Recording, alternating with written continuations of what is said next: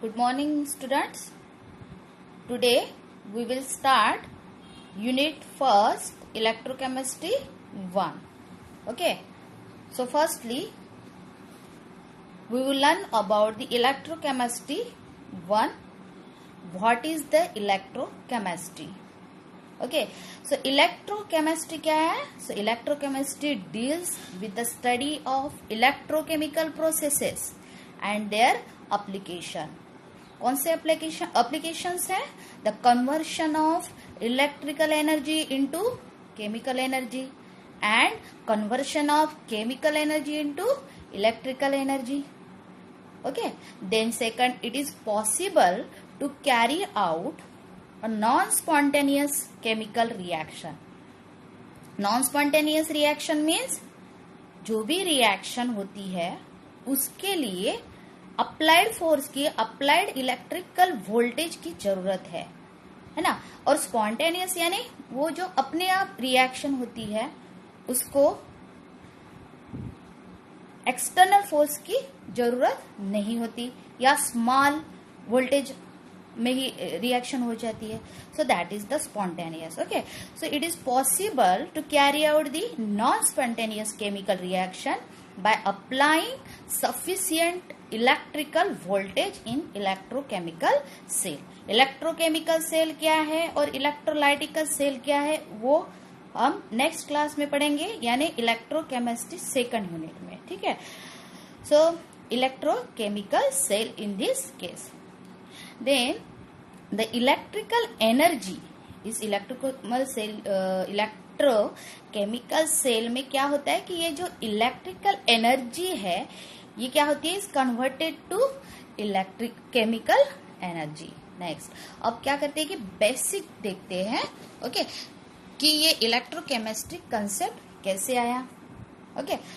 तो क्या हुआ कि पहले अर्लिएस्ट साइंटिस्ट ने क्या किया कि वो जो एक रॉड है सपोज दैट जिंक रॉड वो कॉपर सल्फेट एक्वियस सॉल्यूशन में क्या किया डीप किया है ना.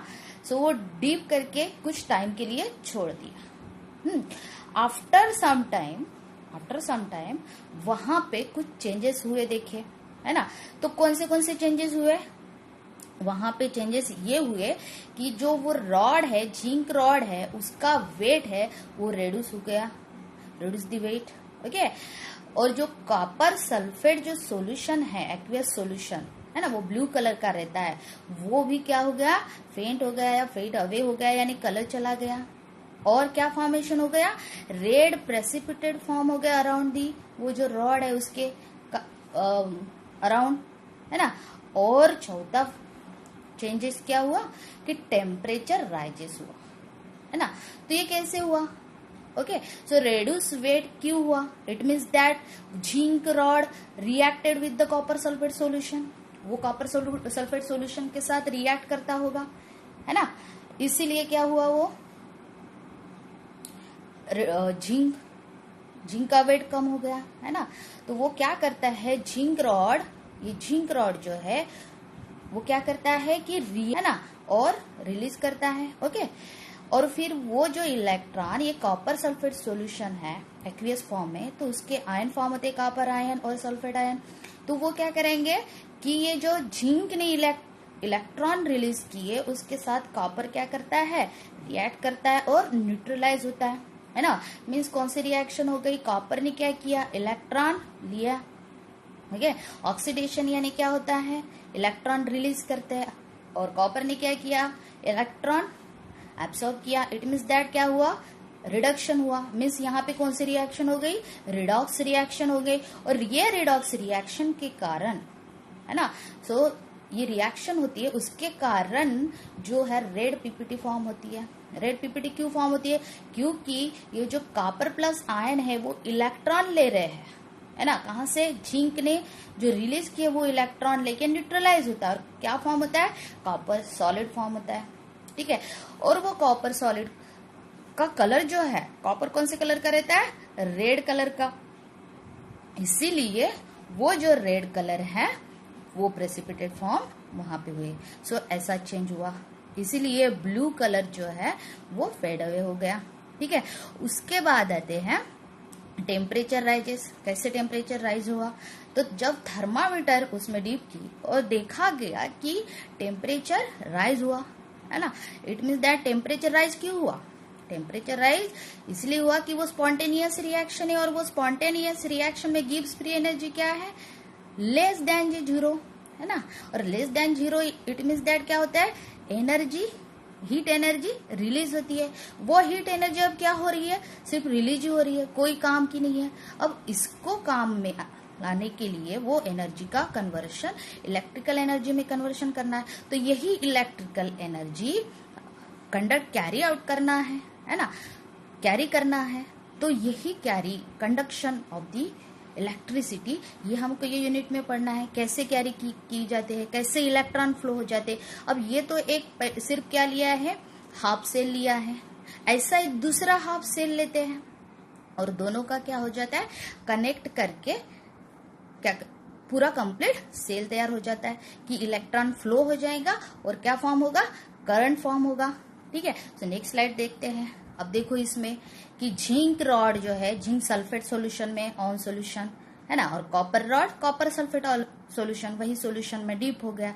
अब ये एनोड जो है निगेटिव चार्ज डेवलप हो गया। क्यों हो गया? क्योंकि ये जो जिंक प्लस 2 ये सॉल्यूशन फॉर्म में वो क्या करता है? इलेक्ट्रॉन रिलीज करता है।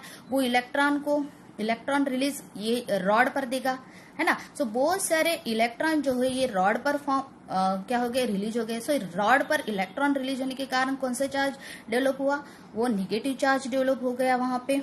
ठीक है। और ये जो इलेक्ट्रॉन फिर फ्लो होता है, जो इलेक्ट्रॉन जिंक रॉड से कहाँ पे जा रहा है? कॉपर रॉड में जा रहा है ना। जहां पे कॉपर रॉड में क्या है कि यहाँ पे जो कॉपर सल्फेट सॉल्यूशन में डीप किया है, तो कॉपर जो है, कॉपर आयन पॉजिटिव चार्ज और सल्फेट नेगेटिव चार्ज। ठीक है।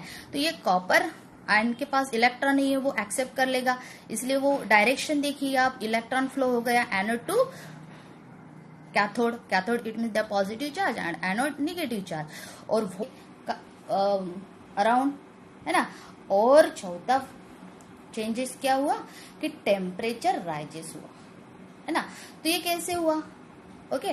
सो रेड्यूस वेट क्यों हुआ? It means that zinc rod reacted with the copper sulphate solution, वो कॉपर सल्फेट सॉल्यूशन के साथ रिएक्ट करता होगा, है ना। इसीलिए क्या हुआ? वो जिंक का वेट कम हो गया, है ना। तो वो क्या करता है? जिंक रॉड, ये जिंक रॉड जो है वो क्या करता है कि एटसेट्रा एटसेट्रा। ओके, ठीक है, ये interdisciplinary. Then basic concept पर आ जाते हैं। इलेक्ट्रिसिटी क्या है? बेसिक कंसेप्ट, आज थोड़ा बेसिक कंसेप्ट ही पढ़ेंगे, उसके बाद फिर इंपॉर्टेंट कंसेप्ट पर आ जाएंगे। ठीक है। तो इलेक्ट्रिसिटी क्या है? ये जो electricity refer to a form of energy of और variety of phenomena. Form of energy है या एक variety of phenomena resulting from accumulation of static charge और फ्लो चार्ज पार्टिकल। एक्यूमुलेट होने के कारण, है ना, वो चार्ज या फ्लो चार्ज पार्टिकल के कारण वो क्या होते हैं? एक फॉर्म ऑफ एनर्जी प्रोड्यूस होती है। Okay, so that is the electricity. Then electric charge. Electric charge क्या है? ये मालूम ही है आपको। It is the fundamental and conserve property of some subatomic particles which determine the electromagnetic interaction। उसकी इलेक्ट्रिक इंटरैक्शन, मैग्नेटिक इंटरैक्शन वो determine किया जाता है ये चार्ज से। ठीक है। It exhibit the 2 state. Electric charge कौन से स्टेट में रहते? 2 स्टेट में, पॉजिटिव और निगेटिव। जैसे कि एसआई यूनिट में देखो मेजर्ड, एसआई यूनिट में measured in a column. Electric charge किस में मेजर किया जाता है? एसआई यूनिट में, कॉलम में। देखो कि चार्ज ऑन इलेक्ट्रॉन में कितने कॉलम्स है? -1.602 इंटू 10⁻⁻19। ओके। वैसे ही प्रोटॉन पर सिर्फ चार्ज जो पॉजिटिव है वो पॉजिटिव चार्ज है। देन आते हैं इलेक्ट्रिक पोटेंशियल। इलेक्ट्रिक पोटेंशियल क्या है? इलेक्ट्रिक पोटेंशियल यह है कि electric potential at any point. Electric potential, अब ये देखना है कि इलेक्ट्रिक पोटेंशियल क्या है कि electric potential at any point in an electric field. जहां इलेक्ट्रिक फील्ड है ना, वहां पे इलेक्ट्रिक पोटेंशियल देखना है at any point. It is defined as the energy required to bring a unit change, थोड़ा सा change, unit change from an infinite distance to that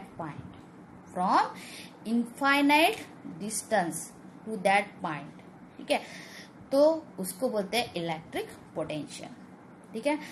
so it is measured in a volt can be formally defined as the, volt कैसे define कर सकते हो, the ratio of energy in a joule.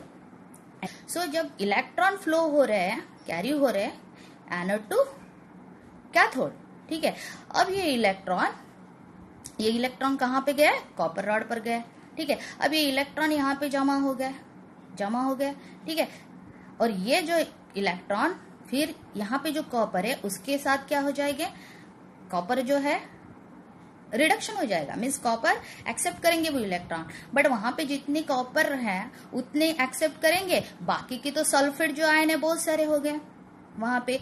It means that sulphate पर कौन सा charge है, negative charge है, और इलेक्ट्रॉन भी यहां से क्या आ रहे हैं, निगेटिव चार्ज क्या आ रहे, यहाँ पे भी सल्फेट आयन और वहां पे भी निगेटिव इलेक्ट्रॉन, सो रिपेल करेंगे, सेम चार्ज रिपेल, और उसके कारण करंट फ्लो में क्या आ जाएगी, डिफिकल्टी आ जाएगी, है ना। तो ये डिफिकल्टी निकालने के लिए साल्ट ब्रिज का यूज किया जाता है। कैसे कि ये जो साल्ट ब्रिज है दोनों को कनेक्ट किया जाता है डीप, और ये साल्ट ब्रिज में क्या किया जाता है, इनर्ट इलेक्ट्रोलाइट यूज किया जाता है, लाइक द KCl जो यूज किया गया है कि वो रिएक्ट नहीं होगा ना। सो के positive charge, chloride negative charge, वो क्लोराइड कहाँ पे जाएंगे, negative charge zinc sulphate solution में, और पोटेशियम जो पॉजिटिव चार्ज है वो कहाँ जाएगा सल्फेट सॉल्यूशन, मीन्स जो भी K+ जितने जाएंगे, जितने भी सल्फेट आयन है वो पूरे क्या हो जाएंगे, न्यूट्रलाइज हो जाएंगे, और यहाँ पे भी जिंक सल्फेट पूरा न्यूट्रलाइज। इट मीन्स दैट जो पहले डिफिकल्टी आ रही थी करंट फ्लो की, अब वो सल्फेट जो है पूरा न्यूट्रलाइज हो गया, यानी जो करंट फ्लो हो रहा है अब वो अपने आप अच्छा करंट फ्लो, इलेक्ट्रॉन फ्लो होते जाएगा, और इलेक्ट्रॉन फ्लो हो रहा है, करंट प्रोड्यूस होने का, इलेक्ट्रॉन फ्लो होने के बाद यहाँ पे इलेक्ट्रॉन एक्यूमुलेट होंगे, और फिर क्या होगा, करंट फ्लो होगा। और करंट फ्लो कहाँ से होगा, तो जहाँ जो इलेक्ट्रॉन की डायरेक्शन है फ्लो की, उसके अपोजिट में करंट फ्लो हो जाता है। ओके, ठीक है, यहाँ तक समझ में आ ही गया होगा, है ना। और बाद में भी इसका डिटेल इसीलिए पढ़ रहे हैं कि ये बेसिक थोड़ा समझना चाहिए, ठीक है। अब देखते हैं वही इलेक्ट्रोकेमिस्ट्री क्या है। It is also possible to produce the electrical energy,